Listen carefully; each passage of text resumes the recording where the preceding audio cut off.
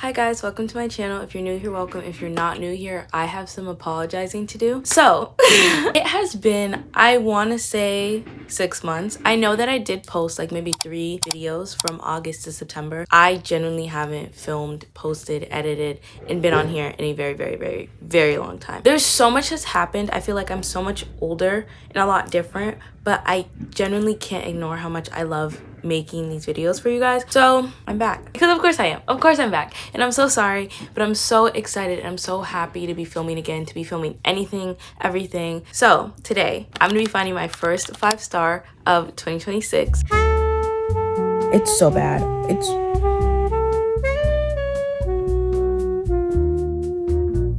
This one is kind of like my reawakening. I don't know where my Kindle is, bro. I don't care. I don't know these people.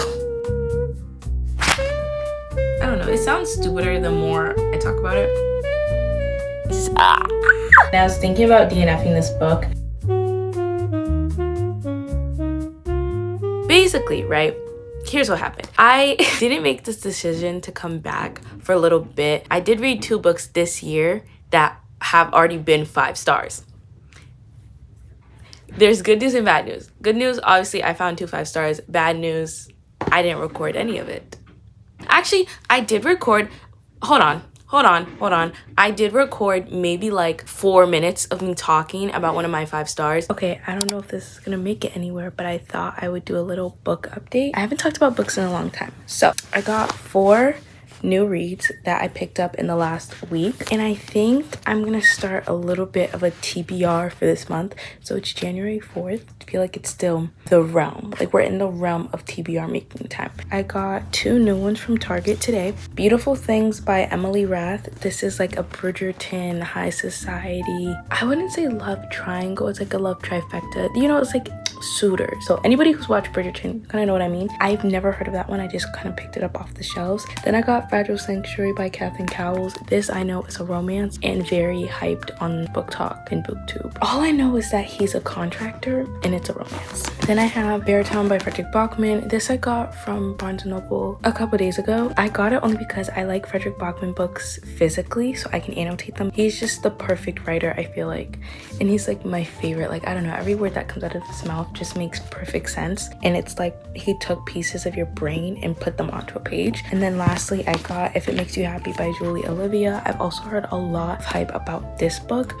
It's a romance, it's small town, it's like fall, it's single dad trope. I guess grumpy sunshine, but she's not really grumpy. She's just misunderstood. Like, it kind of makes me think Theo and Winter. And it's also small town, so it's very Gilmore Girls, like the inn element of it. Like, her mom passes away and her sister's supposed to take over the inn, and her sister's like enthusiastic second version of her mom, but her sister's still in school, so she takes over the inn in this small town just for the time being, and he's the next door neighbor. She has a dog, and it's just so many cute little elements. Like, I love the daughters. I love kids and books, so that's just me. All that stuff is kind of like mashing together into this one romance book that I really like. This is the one I've started. That's why I want to talk about it. I am about, I don't know, I guess I would say 25% through the book. I'm on page 158, and this is the farthest, not the farthest, but like farthest I've gotten into a book in a while. This one is kind of like my reawakening, coming out of my book slump kind of movement. It's really cute. Like, it's very cute, that's all I can think. And I really like the writing style. I really like their banter, and I just like the way everything flows. It doesn't feel corny to me, because I feel like not reading for so long, so many books that are bad just feel corny, and like I want to find like a good book to kind of like ease me back into it, and I think this is it. So this is my first read of the year, and I'm very much so liking it.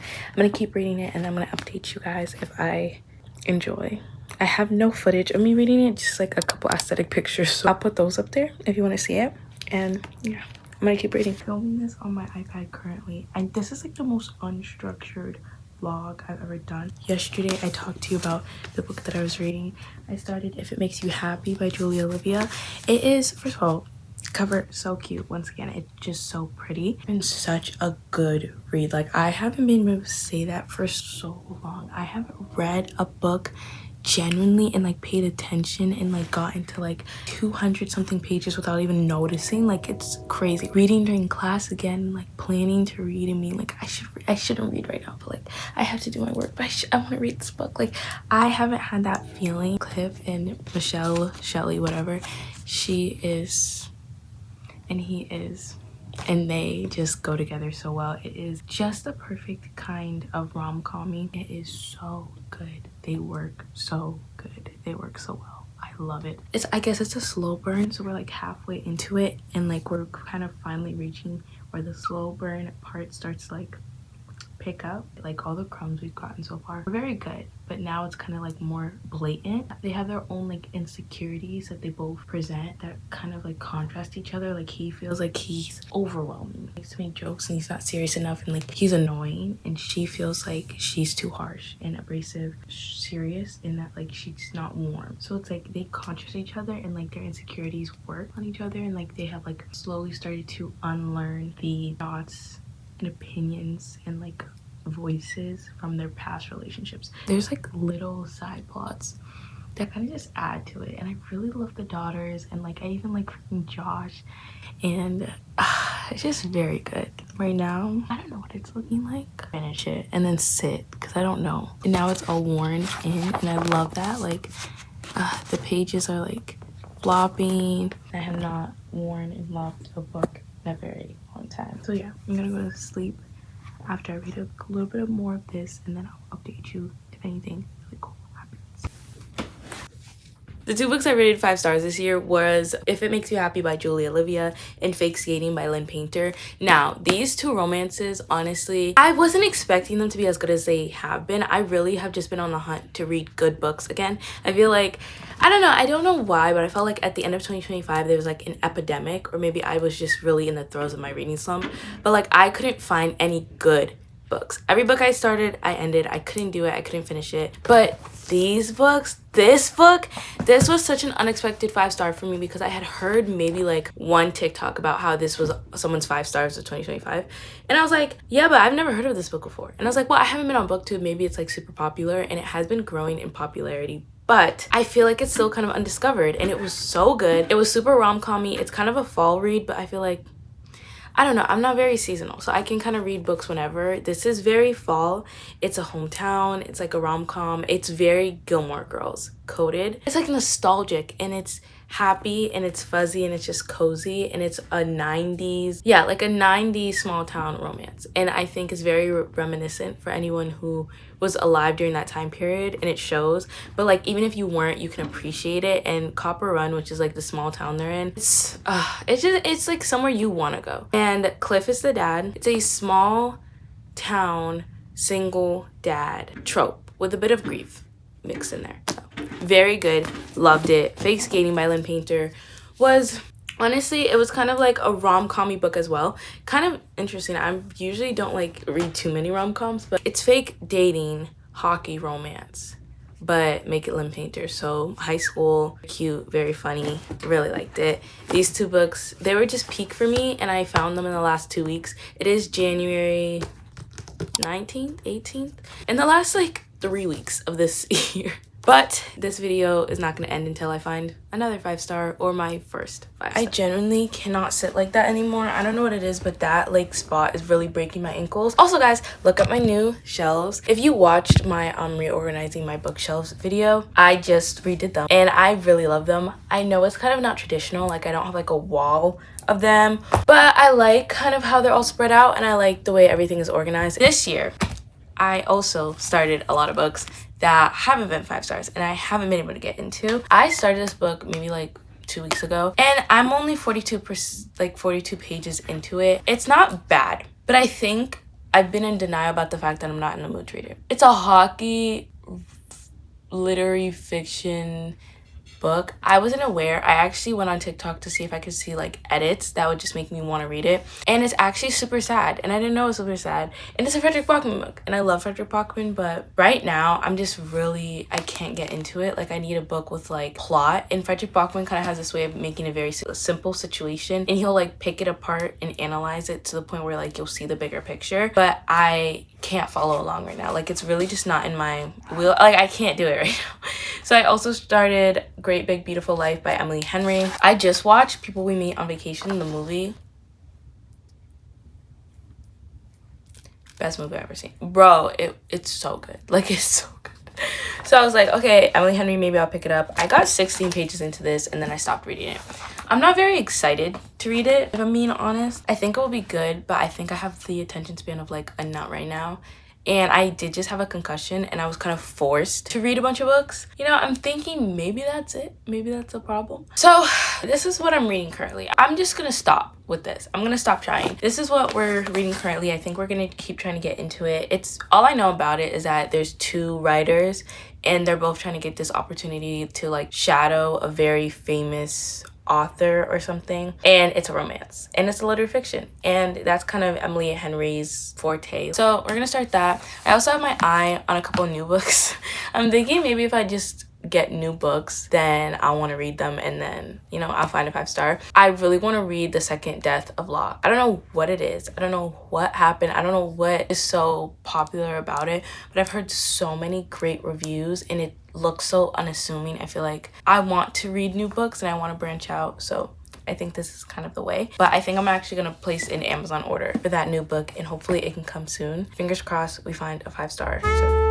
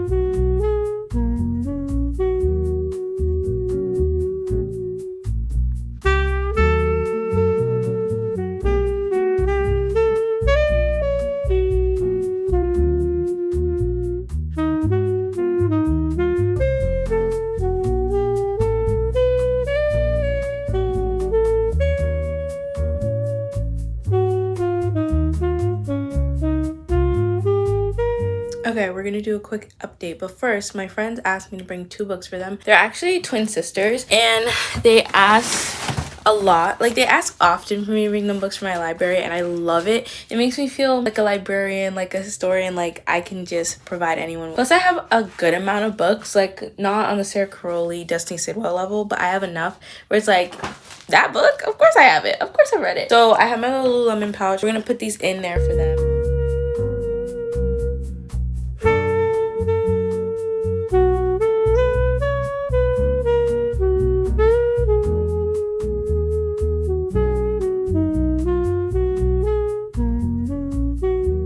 Okay, let's do a reading update. I am this much into Big Great Beautiful Life. I'm on page 116. I would say I'm enough into the book that I kind of have a clear view of the plot that I could explain it back to you guys.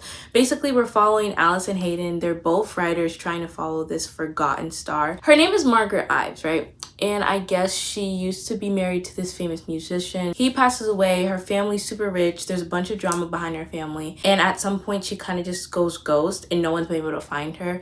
Alice has tracked her down in a little small town in Georgia. So has Hayden. They're both the 2 writers she's considering to cover her story now that she's willing to share it with the public, I guess, before she... I don't know why. She's willing to share her story, but she doesn't really trust anyone, so she's recruited these 2 people to see which one she trusts more. They're supposed to both go for a month and just shadow her, and at the end, she's gonna decide who gets to actually publish the story and who gets to win, I guess.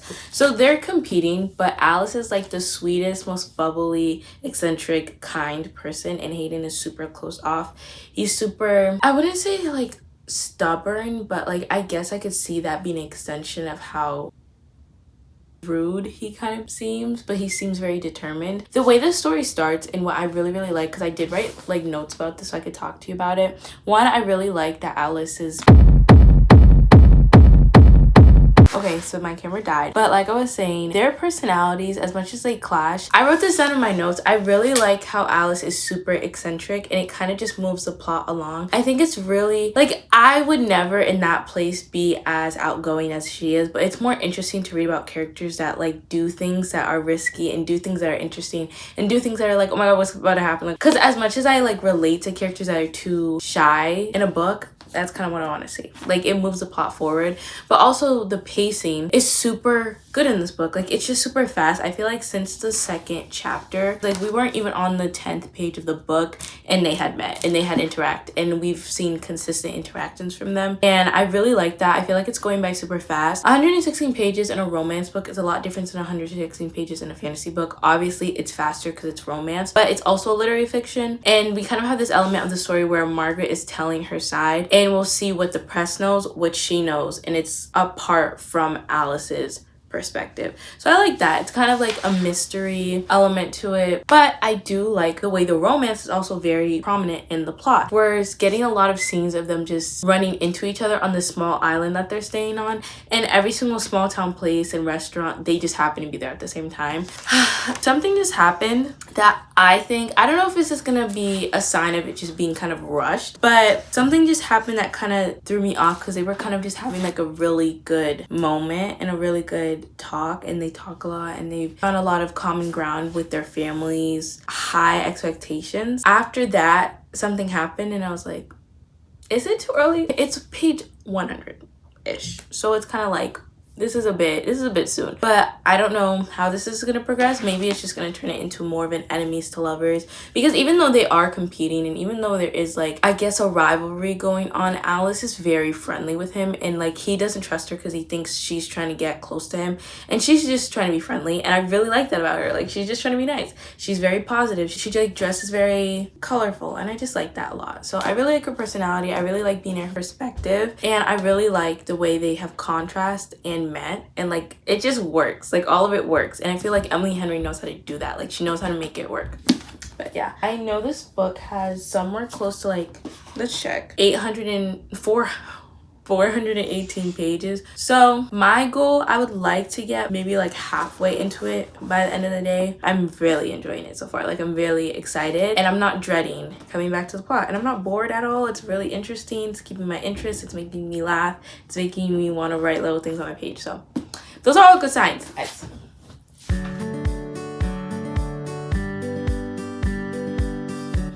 This is so cute, but it's page 142. So there's 300 more pages, but they're so cute.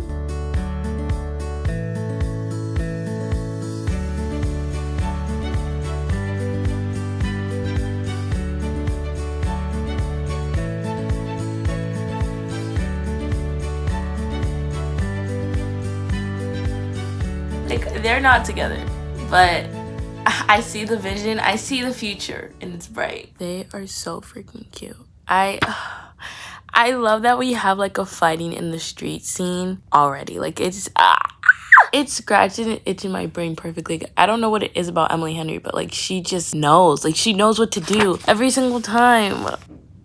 Okay, I actually want to talk a little bit about my thoughts. So I didn't realize, and like I've kind of started to notice, the story is a lot about Margaret's backstory, which I knew that was going to be an element of it, but we're really like getting very in depth in what is the backstory of not just Margaret Ives, but like her great-great-grandfather. It feels very much like a history lesson. And when we're away from her, Alice is studying her. So it's a lot of like this background story, which is cool. I just don't really like mystery anything. Like, I don't like mystery movies. I don't like mystery books.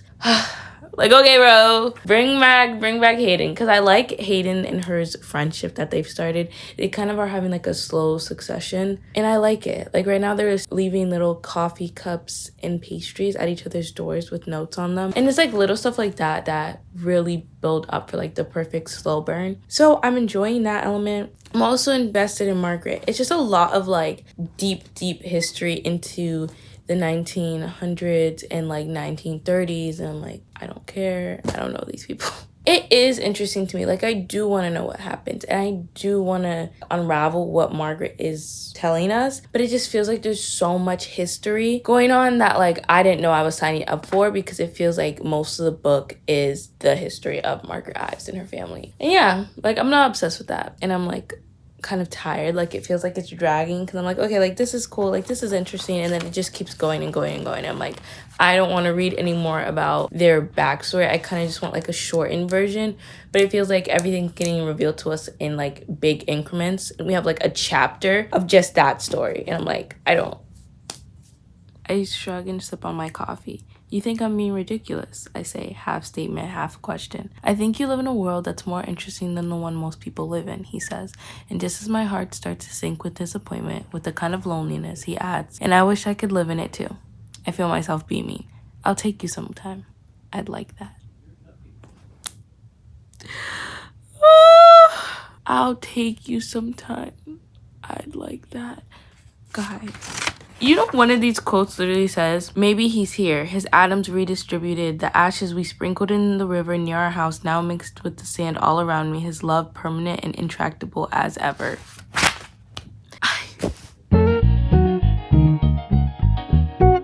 Hi guys, I'm home and I thought we would do a little bit of a reading update. I'm on the last 50 pages. It's been really unexpected where we reach in the book, because as I was saying before, there's just a lot of history going on. I'm actually invested. Like, there was a point where we were in the chapters in the past following Margaret's story, and I didn't want to go back to the present. Her sisters kind of came into play, and we met a lot of characters from her past that we didn't know about. We've also met the famous husband musician who passed away, and like everything kind of just jumbled up into the events that made her disappear. When it comes to the romance, it's satisfying because I really like the characters, but they haven't had like really an arc. It was kind of very fast paced, I would say, and it's not a back burner because I do think it feels very much like a romance, but their romance specifically, it just isn't the main plot of the story, and I think they're basically together right now. But also, what could I want? Because we're kind of in the last, I said 50, I'm on page 347, so if there's 418, maybe the last 70-ish pages. We haven't figured out who got the position yet. We are a week out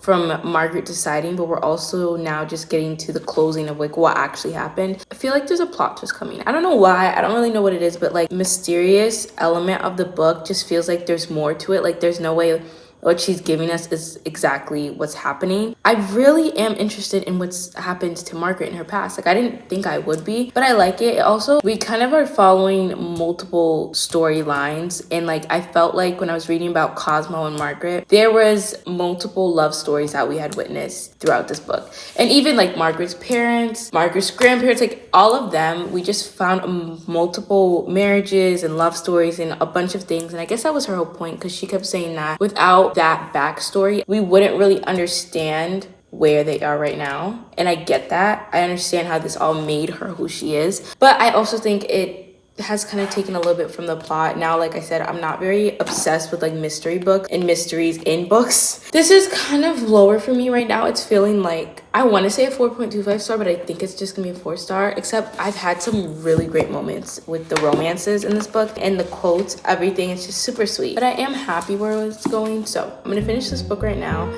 I think I have about 70 pages left. We're gonna keep reading, and then I'm gonna update you guys when we're done.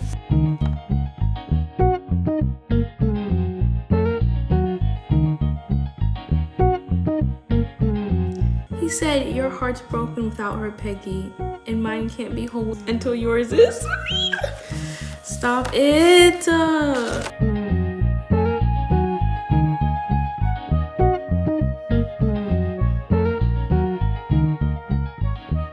We've kind of reached a point in the story. I hope this isn't a spoiler. I don't think it is. Well, I've been wondering for a fairly long time if she might be pregnant or if she has had a child, because she's 80 years old when she's telling this story. And I guess throughout the whole thing, it's kind of like alluded that there's a lot of people that we don't know about yet.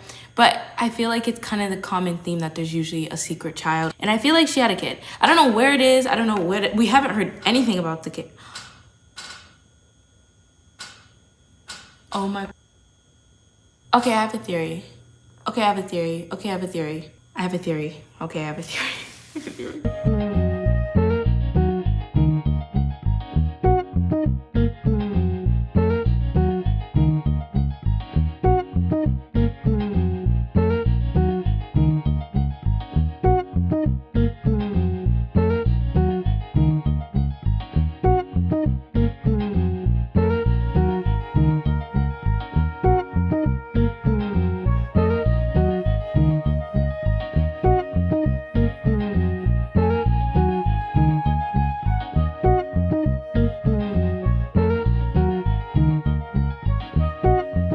The way I'm not even faking a reaction right now.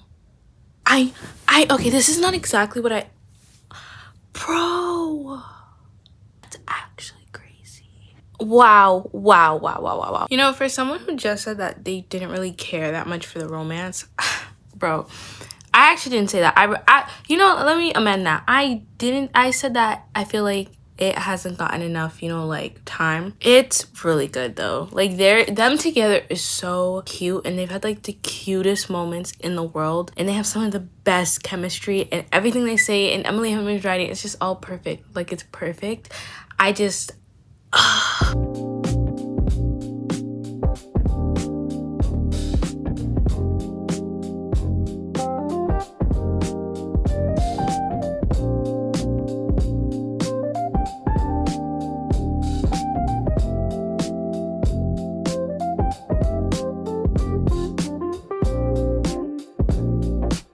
Yes, bro. I'm just doing it. Bro, I need to find my Kindle. Like, I genuinely... You don't have your Kindle? I don't know where it is. No, you played. It's somewhere in my backpack, or it's somewhere in my room. It's somewhere. I don't know where it is, but I need to find it. No, I remember because I got it very beginning of 2023. When I really was like, just started reading. And I remember I begged my mom. Oh, the good days. I like it. Yeah, Really? It goes so much faster. Like, I would read, like, I read 45 pages this morning.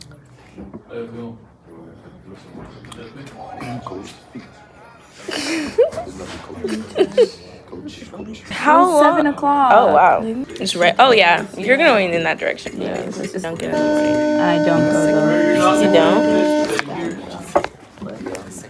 Okay, guys, so let's give a little bit of a reading update. I think it's the next day. I haven't talked to you since I finished Great Big Beautiful Life by Emily Henry. Guys, this wasn't a 5-star. I'll start by saying that. It was a really good read. And I think I was being I think it was kind of dragging just a little bit kind of in the middle until the end. Margaret's story kind of became more important to me than Hayden and Alice's story. And it was super interesting. I didn't know what was really going into this book. The plot twist that did happen wasn't as surprising. Like, I think I could have seen it coming. I really liked the message of this book. The overall theme is kind of just you sacrifice a lot for love. So many things and so many people were interconnected, and it was really well written, but every Emily Henry book is. I think it's a 4.25 star because I really love the romances. Like, all the romances that were in this book were genuinely peak. I think they were so great. Alice and Hayden, they were so good. So was Margaret and Cosmo, and I really liked their story, and I liked that her parents and her grandparents and her great-grandparents, like, all their love stories, though it kind of felt pointless, they just had great stories that I didn't really like. I wasn't gonna see it unless I just gave it a chance. So I'm happy that I read this book last night. I don't know where my Kindle is. I literally have no idea. So I'm reading on my iPad because I did download the Kindle app. Last night I started Wild Reverence by Rebecca Ross. So this is, I guess, a fantasy book. I really don't know what the plot is. I feel like you really never know what's going on in a fantasy book until you're about 100 pages in. I'm on page 51. I started it last night, but I want to say I read maybe like the acknowledgements. Wait, what's it called? The dedication page, and then I kind of closed it. I really started it this morning. I've read 50 pages throughout the school day. I like it, surprisingly. I don't know, like, I think I really write off a lot of fantasy books, because a lot of fantasy books are kind of just like, they're the same plot line over and over again. I don't really know where this is going, but I can say that I like the writing. It's easy, it's digestible, it's interesting enough, and I'm having fun. I also saw someone, my thing is I get very influenced by TikTok. I saw someone raving about it on TikTok. Like, they were just like, this is the best journey I've ever seen. And I'm like, okay,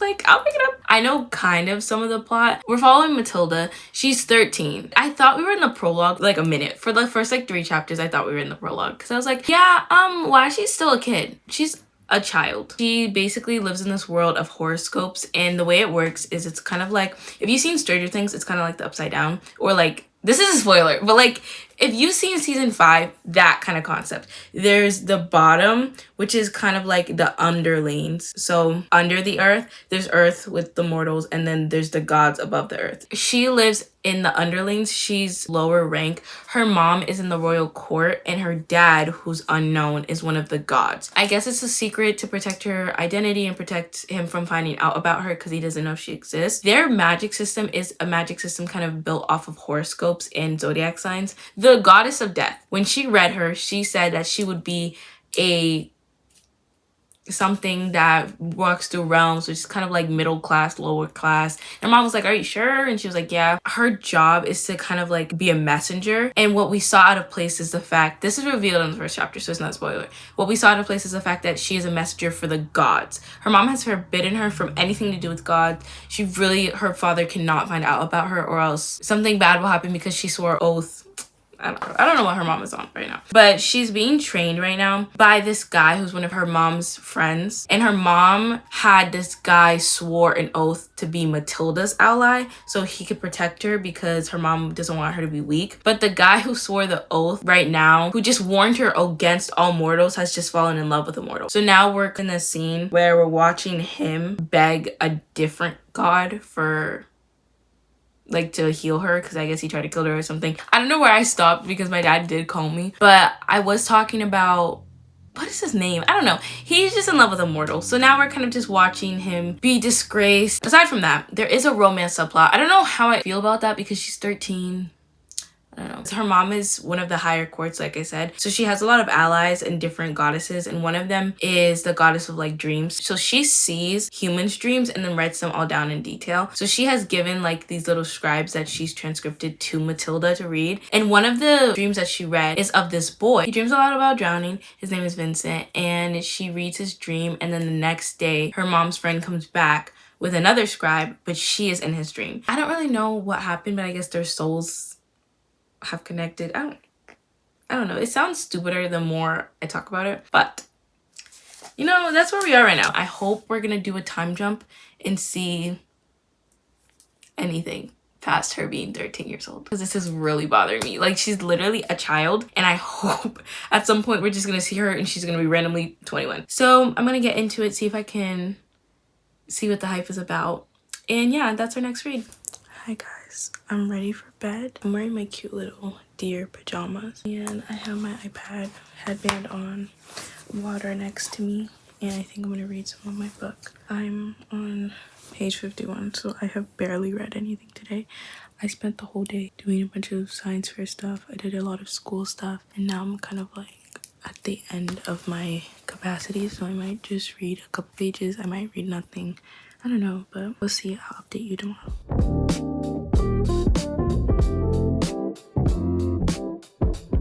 OMG, but I have now gotten to part 2. Okay guys, let's talk about this book. So I have been reading Wild Reverence by Rebecca Ross. Last time I talked to you, I think we were talking because I had just finished Big Great Beautiful Life and I had just started this book. Before, I really was in the very beginning, like I think I was in the first 50 pages, so I really didn't know what was going on, but now I know what's going on. Like, we're kind of in the throes of the plot. I'm on page 192 and there's around 530 pages, so I would say like we're kind of farther into the story. I was scared for a while that we were just gonna be following her as she was 13 and she'd just be 13 the whole time. That was stupid of me, okay? I admit it. It was dumb. She has grown up, and so has Vincent, and they've gone through stuff, and we've seen a lot of stuff from her childhood in that year that she was 13. So now I guess she's like closer to 26. They're both higher in status. She's a goddess, he's a lord. I don't want to spoil how this happens, but she needs to save him and they reunite that way. Now they have a marriage of convenience trope.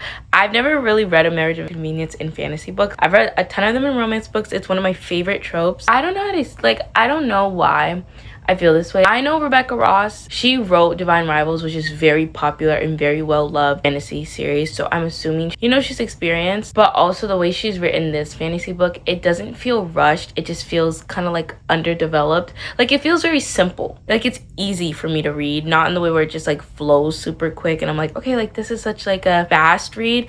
It's just easy, like lower reading level. And that's like no shade, and I don't mean that in a way where it's like stupid or like dumb. It just doesn't feel like it's very intricate. Like the plot is kind of simple. But yeah, that's all I kind of wanted to say. So I'm gonna keep reading.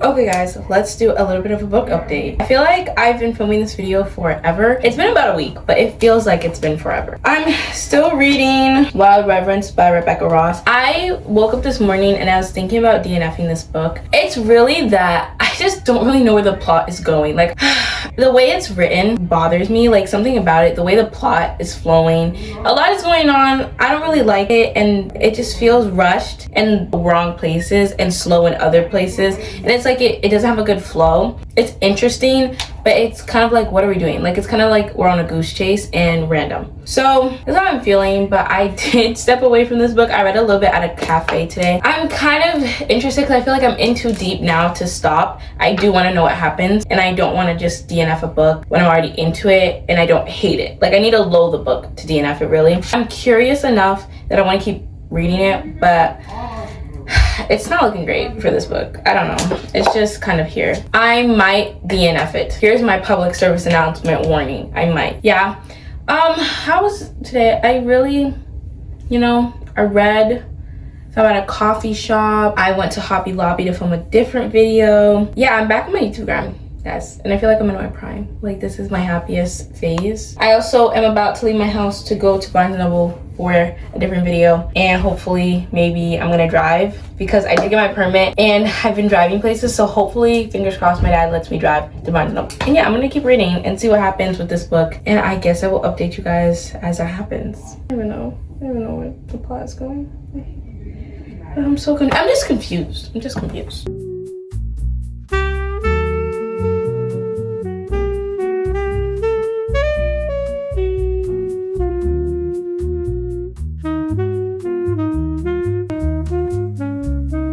The lighting is so bad right now, but I finally reached part 4. So I'm 63% into the book.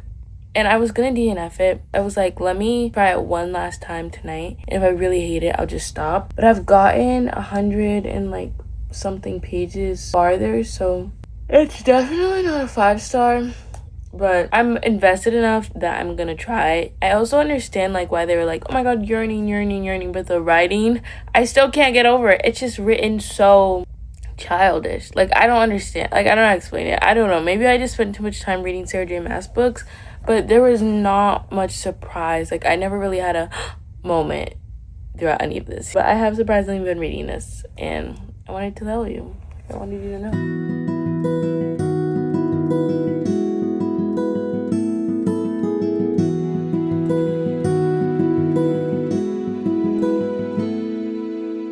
There is literally nothing better than female main characters in a fantasy book. I don't care. No one can convince me otherwise. Matilda, oh my god, right now, I can't tell you anything about what's going on because I'm literally so deep into the plot, but she's getting whipped and she's just sacrificed so much for everyone. Like everything she has done has been for someone else and to protect someone or to do something for them, and she's literally perfect. It's like Aileen really set the standard, but everyone after her, they're just perfect characters. Like, I don't know how to explain it. So if anything, I really love Matilda in the story, and I'm liking Vincent. I like it, actually. Like, some of the plot points I don't understand, but the characters, like the two main characters, they're taking it, honey.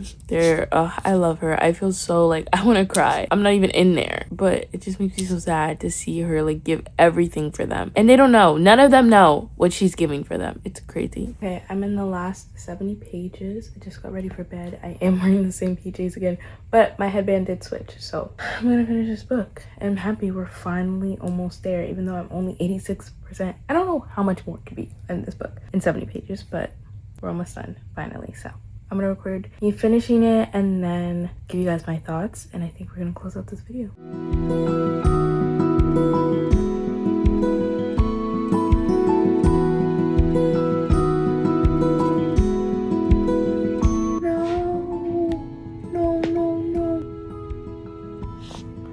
No, the only person I like. I genuinely don't, like, I can't believe I have to say this, but this plot just got stupider, and we're 92%. It's so bad. I'm gonna crash out.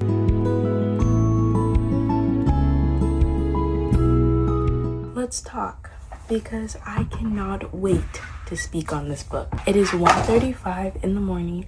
I just finished Wild Reverence by Rebecca Ross. My complaints are unable to be voiced right now because they're all spoilers, but genuinely, like, the confusion I had since the beginning of this book when it came to the plot literally only got worse. I have no idea what was supposed to happen. I don't know what happened. It just got stupider by the minute, and it was infuriating, and it made me very upset. And I am happy I finished it, but it was 500 pages, and I can't believe, if I didn't read that on my Kindle, I was not going to finish that book. I read 200 pages today. It was interesting enough that I read it, but my curiosity, it led me nowhere good, because this book was not very good. I think the most it would be was 3.25 stars. I've been going back and forth because I did have some moments where I was like, oh my god, I really like this, but mostly I was like, this is really bad. And those are my thoughts. Maybe I'm just too tired. But in this video, I finished Great Big Beautiful Life by Emily Henry, Wild Reverence by Rebecca Ross. I keep forgetting the name. And my actual 5 stars were Fake Skating by Lynn Painter and If It Makes You Happy by Julia Olivia. I know I didn't finish those books in this video, but I technically did because you've seen the clips in this video, so I'm counting it. Thank you guys so much for watching. I love you so much, and I'll see you in the next one. Bye. They're good.